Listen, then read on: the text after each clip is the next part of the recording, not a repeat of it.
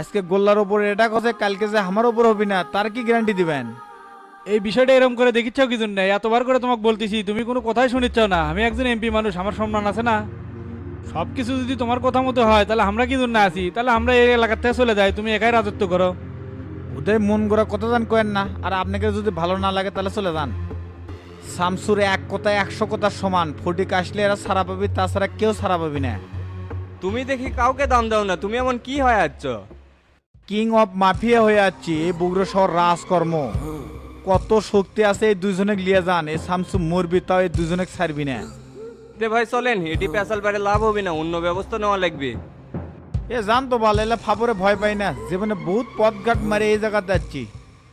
এক সময় মানুষের পিছনে আঙ্গুল ধোয়ে কাম আছিল, এখন যান ভালো হচ্ছিলাম। ভালো যান থাকবে দিলেন না, এবার বুঝমো খারাপের জ্বালা কত।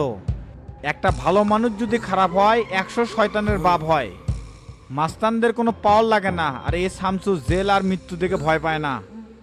অসিরি দেখতে পারবেন যে আপনারা আছেন, কিন্তু পেছনে আর গদি নাই।